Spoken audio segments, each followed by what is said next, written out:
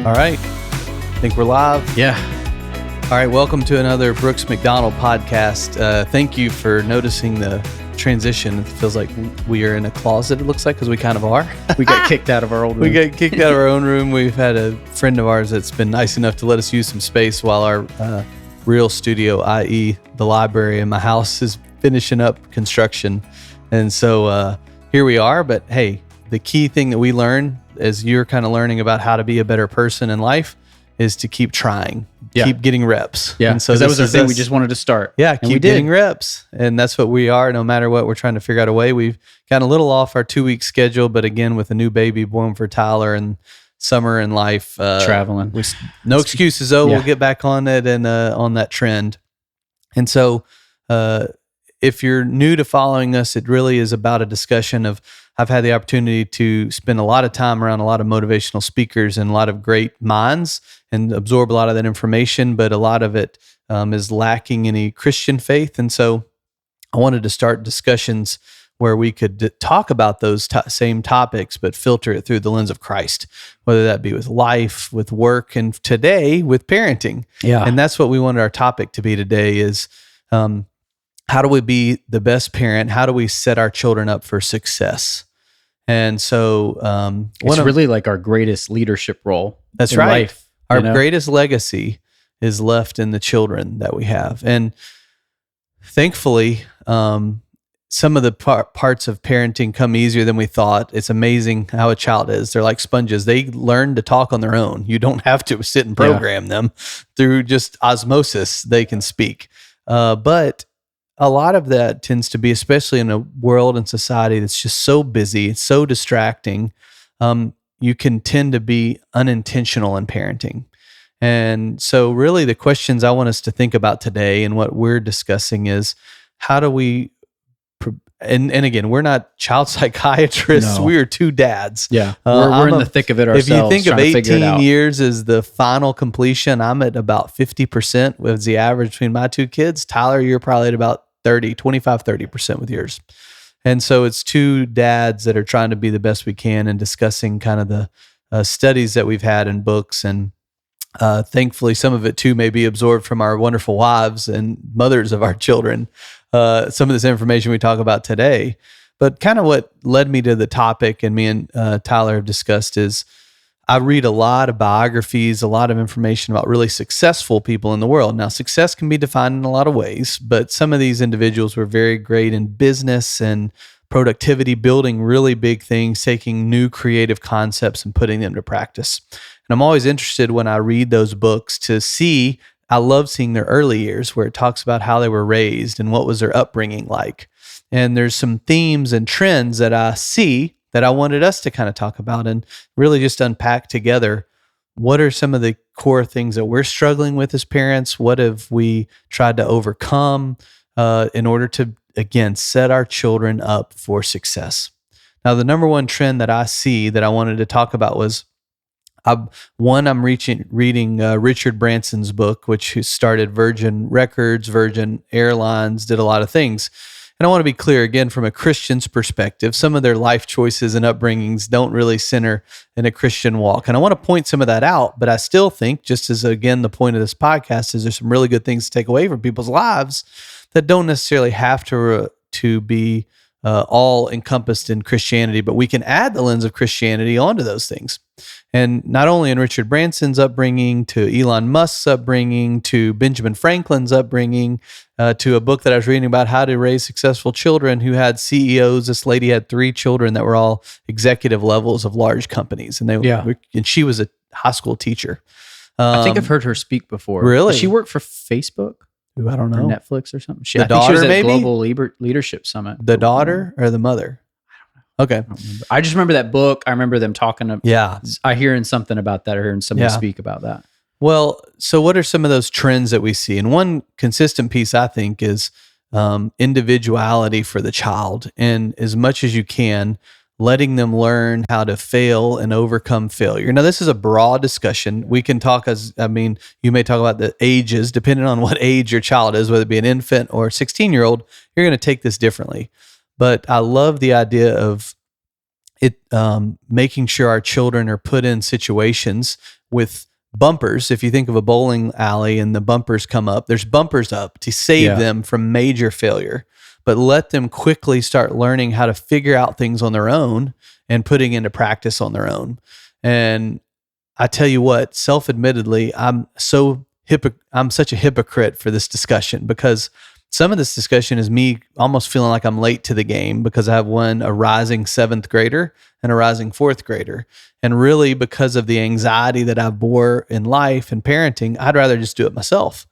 And that's a theme we see not only in parenting, but in business. I've talked to a lot of business owners that can't really get off the ground or get their employees to the next level to delegate work, but they won't delegate the work. They'd rather just do it themselves and do it right because they know they can hold themselves accountable than set that person up for failure and have to walk them through the process, sometimes taking 5 times as long to get through a process when you're teaching it rather than just doing it yourself. And so I think about going on trips. I'll just load the luggage. I won't get the kids to take it out there for them. We get a boat on the Gulf. Man, I'll just get the boat out. I'll tie it up. I know I can do it right. And I've seen some trends where I got really frustrated as a parent recently of my children's lack of initiative to help. But I had to introspectively think, am I giving them opportunities? And what am I teaching them? And a lot of that is just to sit back. Dad's got it. And that's not healthy for when they spread their wings and move into the world. And ultimately, I want them to be, again, successes for me are good contributing members of society that drive chase a passion and know what their why is, but also never sacrifice the point of letting them being in a relationship to always know they're loved and that they can talk to mom and dad about anything. And were you and instilling, like you're talking about, instilling that drive in them to think, I can figure this out. Yeah. I can do this. Not coming from the mindset of I can't do this and I'm not good enough. And it's so hard and so frustrating because I have a 5-year-old right now, and there's sometimes I want to go outside. I just want to wash the cars. I just want to get it done. But I have fought myself and tried, and my wife has been very gracious and going, remember, like, you need to do this stuff with your kids. And now I've done this for a few years since Weston was like 3, now he's 5, and now he can go out there. He actually does a good job. Yeah. He actually can help me in a way that I wouldn't think a little 5-year-old could help me, but it took those many, many times trying to wash the car at 6 o'clock at night, trying to beat the sunset and going, I'm going to be out here till dark because my son is still trying to clean this wheel. Yeah. But now he can do it, and he can actually clean a wheel while I'm doing stuff. And I tell you, and the earlier you start that and instill that, the earlier that they can flourish in that mindset that I can do this and I can try this. But like you said, you need those bumper guards, you need those rails. And I saw Jordan Peterson even say something about this recently, that like safe experimentation is like everything for a kid. Like, that is where it all happens. I saw that same clip. Yeah. You might've sent it to me. Maybe I did, because it struck with me of like, they will never grow if they don't feel like they can experiment and try new things. Yeah. But they know they have a support structure behind them, their parents, that are going to love them, that are going to take care of them, that are going to make sure that if it goes off the rails, they're going to get brought back to it. Yeah. They have that trust behind them that allows them to go to that next level of pushing themselves and feeling like they can do it. Sometimes feedback on kids, there's an interesting perspective from an outsider to a parent versus the parent reviewing their child. And it is neat to see, like, you probably have perspectives of being around my children, Brody and Blair, versus me being around yours. And I'm telling you, it's amazing to see your children, especially like just a beautiful creation that each one of them is. And your child's attention to detail and ability to organize is next level. It's great. It could be in a nervous, like there's some goods and bads to that. You're going to have to watch as you raise him, not being worrisome and anxious about things. It took us a long time because he went through this phase because he's very particular, and he gets that from me from a lot of perspective. I don't know. I could contest your wife maybe too. She's very particular too. We're particular, but particular about different things, which is good for our marriage because we focus on our own stuff. But for our kids, it's like overall particular. But it was a phase where he's just like, I can't do it. He would just throw a fit and walk off. And I mean, we've worked with him and tried. It's about being aware of like, what is that? it's not just a temper tantrum and you just need to yell at him and move on. Like, oh, there's a deep thing happening here that he feels like he can't do this thing. And if he doesn't realize this very soon, that he can do it, he just needs to keep trying and keep trying and keep trying. This will stunt him for the rest of his life. Yeah. And it's a scary moment as a parent. So I'd say it's like one of the greatest leadership moments or the greatest leadership things you can do is to be a parent, because man, it's those critical moments that you could just push over. And then all of a sudden they're 16 and you're like, oh shoot, I did. Right. Uh-oh. Well, we see a trend more. As I was just talking to someone recently and I said, thank goodness. I mean, we're lucky in some ways that me and you didn't grow up with these devices that are right in front of us that can entertain us way more from a video, quick hit. Yeah. We didn't have that. So we had some luxuries to be able to learn and instill some pieces and learn to get bored, as we've talked about on here a little bit more. And that's the biggest challenge of today's generation of children is they have short wins. It's easy to have, they don't have to try at all.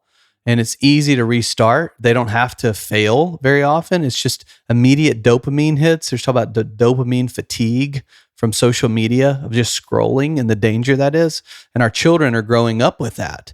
And so we as parents having to control, letting them understand what it means to fail. And my kids, if you ask them, I'd say, what's the definition of fail? They'd say first attempt in learning.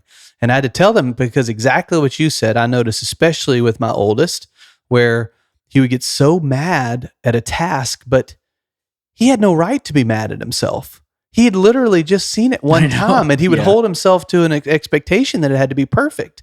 I'm like, man, that's how this works, is failing over and over and over and over till you get better at it. And if you, to your point, it'll stunt him. If he never learns how to be able to move past that and understand, hey, this is how I get better, then it's going to be a detriment. And I think we as a society have children that are at risk to that if we do not step in as fathers and mothers and quickly help guide them to that. Yeah, because society makes it so much harder, because all we see a lot of times is the finished product, and social media makes that really easy to see the 100K followers, and that's where they're at now. And they didn't see the recordings in a tiny little office. I was waiting on that. You know, and that makes no sense. Like, why would this is the worst place that you could possibly do this? But you got to start somewhere. You got to keep trying. You got to lose your footage once or twice. Yeah, you know, before you get there. And it's something that we didn't grow up with as much. I mean, you see idols and things that are already there, but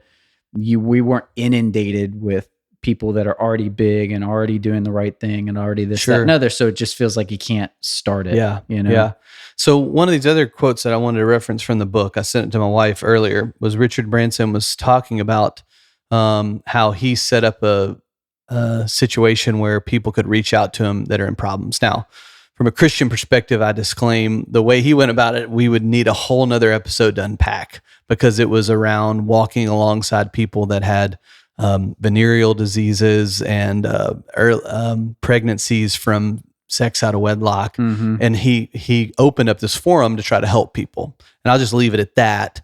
But he just quoted, the quote that I wanted to point out was, he said, one of the biggest problems we found ourselves dealing with was that teenagers were unable to confide in their parents. Hearing others' stories made me realize how lucky I was in my relationship with my own parents. They had never judged me and always supported me and always praised the good things rather than criticized the bad things. I had no qualms about admitting my problems, worries, and failures. Now, if it's not through a religious lens, it could be really easy to say, well, whatever, that child's choice is a choice. And we're not going to guide them to this values coordinated area. And so maybe someone could perceive that statement as easy if it's not through a lens of spirituality.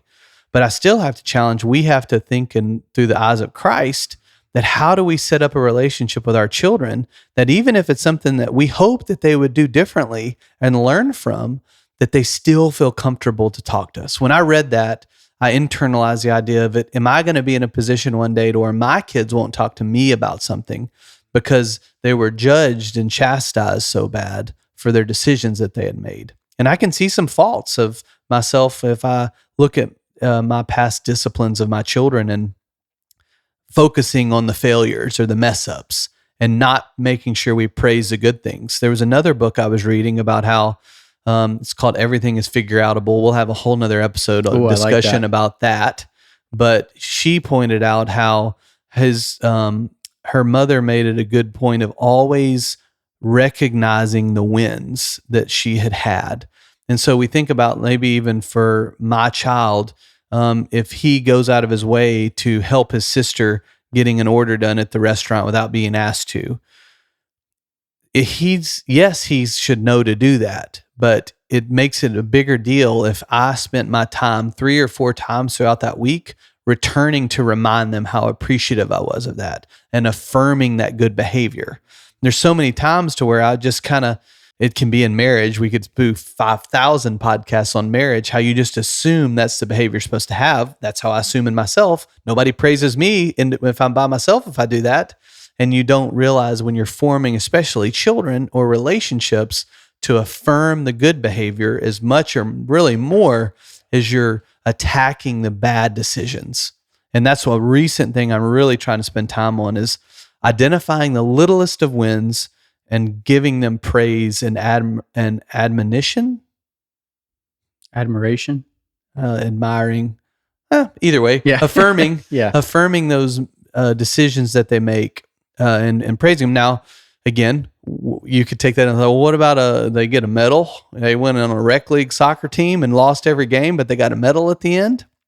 Now, I can very clearly tell you that my children, I don't have a problem with disciplining the other side. And that's my point. I'm so extreme on the other side of nitpicking that my children truly could question at times if I wasn't careful. Am I even good enough? Dad, is there anything I could do that's good enough for you? Yeah. And I don't want ever to have that, especially in an adult scenario. I want them to feel comfortable to pick up the phone and call me. They, as we've said on here before, they know your opinion. They know what your desires are. Probably, yeah. You know? Yeah, it's not gonna be hard they to can pick see up. it in your face. Yeah. They can read you like a book. But it surprises a child. And even for my son and my daughter are two opposites, man. My son will not say a word about it. He wouldn't give you any indication if he needed something or not. My daughter, she's going to tell you immediately what she needs. And so even if he doesn't reply with a thank you or a big look on his face change, those words from his dad are in his head, which goes to another thing I might have quoted on here that says, I know I have, but I'll remind listeners is, the verbal outer words we speak to our children becomes their inner voice one day. And that's what I want my kids' inner voice to be filled with.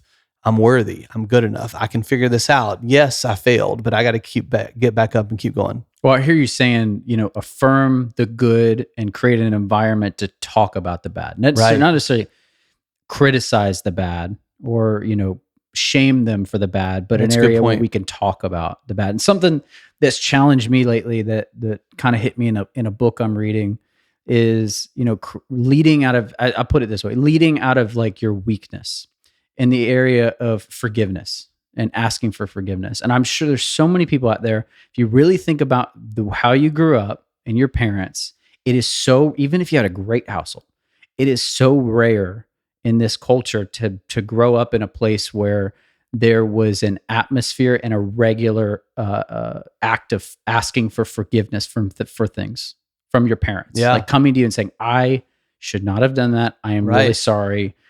I treated you this way and I shouldn't have done that. They may realize that later in life and come to you, but when you're in the thick of it and you're dealing with kids and you don't know what's going on, it's easy to lose your temper. It's easy to do all these things and really hurt your kids and just graze over it and move on. But something that's been challenging me, my wife's a lot better than this than me, but sitting the kids down and being, I should not have yelled at you. I'm really sorry. I handled that wrong. Yeah. And leading them, it not only you just asking for forgiveness and you're creating a bond there that's healthy, but you're also showing them what asking for forgiveness looks like. Not you shouldn't have, I'm sorry I yelled at you, but I was so mad that you did it. Just truly submitting that and showing them that, hey, I can be weak with you. Right. I'm creating this atmosphere that shows you it's okay to be, you screw up. It's okay to ask for forgiveness. It's okay to talk about our weaknesses and where we're messing up. And later on in life, it will instill something in them to where they can come to you feeling like, well, my parents ask for forgiveness all the time when they mess things up. Like they never acted out of pride. Sure. I can always feel like I go to them because they always came to me. And that's something that's been on my heart. It's been challenging me because I, sometimes want to show my kids the right thing to do, and I get too mad, or they're not listening or whatever, and I need to be more intentional with them.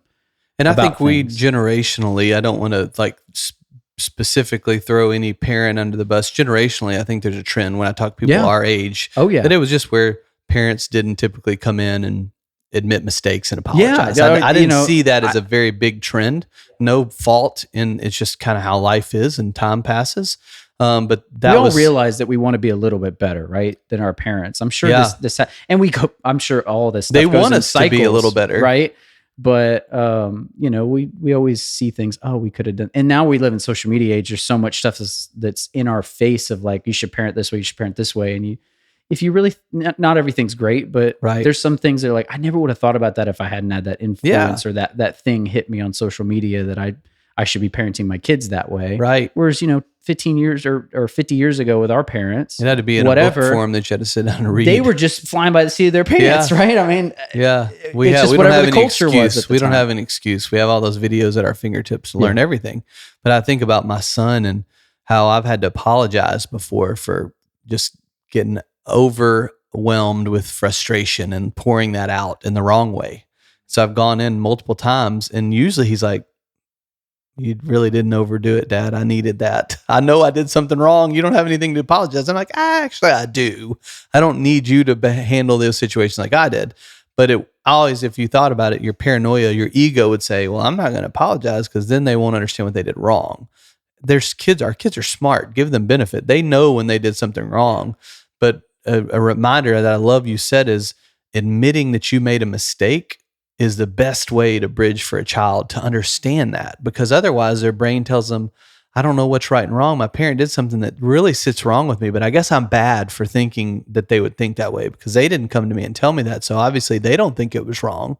And so giving that affirmation of, hey, I behaved that way, lets them understand as a human, hey, man, they respect me enough to say that, and I appreciate them for that. And I think that's that holistic bond is trying to, again, another reference I talk about is a lot of times kids will spell love as a 4-letter word that's spelled T-I-M-E.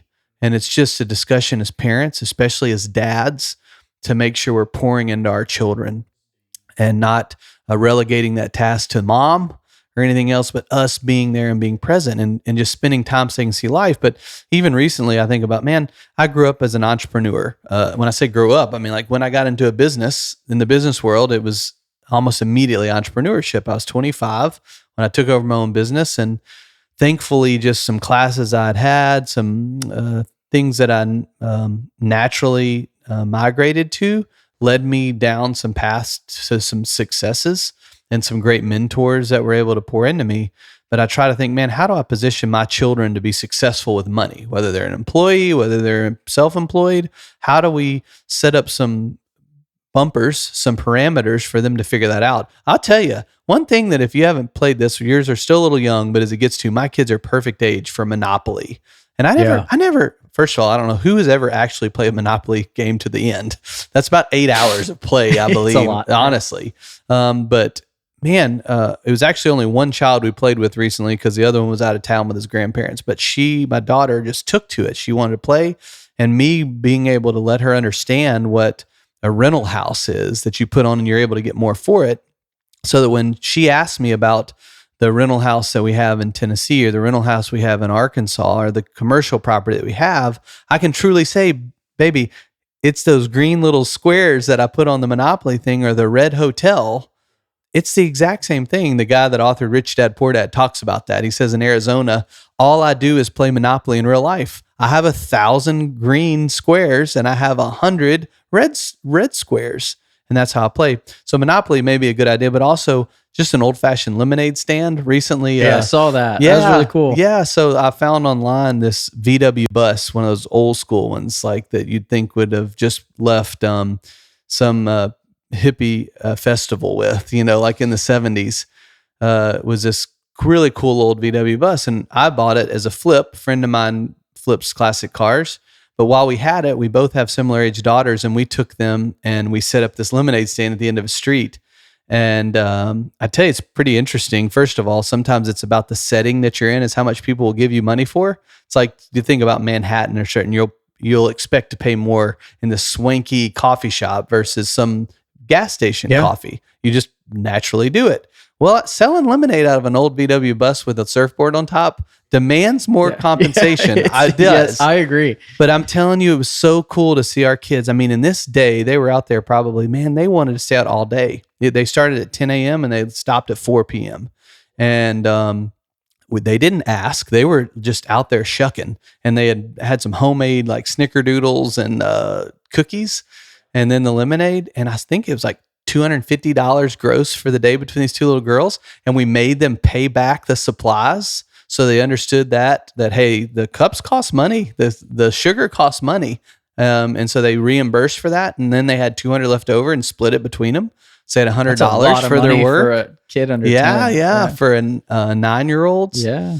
9-year-old, 10-year-old. And so that was just a neat thing. And I think we have to remember to take the time. Just like as I was saying with a manager that's trying to teach somebody to learn, you have to let them fail. We have to do that as parents. And the world is getting so busy that we just convince ourselves, if you're working 9 to 5, you come home and that. But it's so important that, as you said earlier, our number one job is stewarding these children to be good humans. And the best way to do that is being creative and getting them off technology. A therapist I was talking to talked about how you've got to pull them away from technology and be creative. So good thing we have Google. So on technology, if you're going to use it useful, look up things that you and your 12-year-old son can do together.